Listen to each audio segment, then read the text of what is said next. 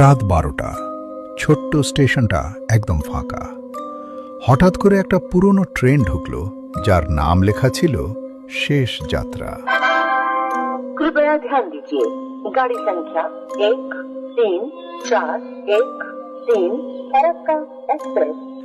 নিলয় আর তার বন্ধু রিয়া কৌতূহল নিয়ে ট্রেনে উঠে পড়ল, কিন্তু তারা জানত না এই ট্রেন সাধারণ কোনো ট্রেন নয়। ভিতরে ঢুকতেই দেখল সব সিট খালি। ট্রেন চলতে শুরু করলো, কিন্তু স্টেশনটা যেন একই জায়গায় রয়ে গেল।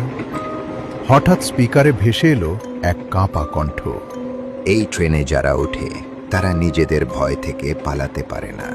নিলয়ের বুক ধড়ফড় করতে লাগলো, কারণ সে বুঝতে পারল এই ট্রেন তার মনের ভয়ের দিকেই ছুটছে। হঠাৎ লাইট নিভে গেল। কয়েক সেকেন্ড পর আবার জ্বলে উঠতেই তারা দেখল তারা আবার সেই একই স্টেশনে দাঁড়িয়ে আছে, কিন্তু এবার স্টেশনের একটা ছায়া দেখতে পেল। ছায়াটা বলছে, ভয়কে জিতেছ, তাই ফিরতে পেরেছ।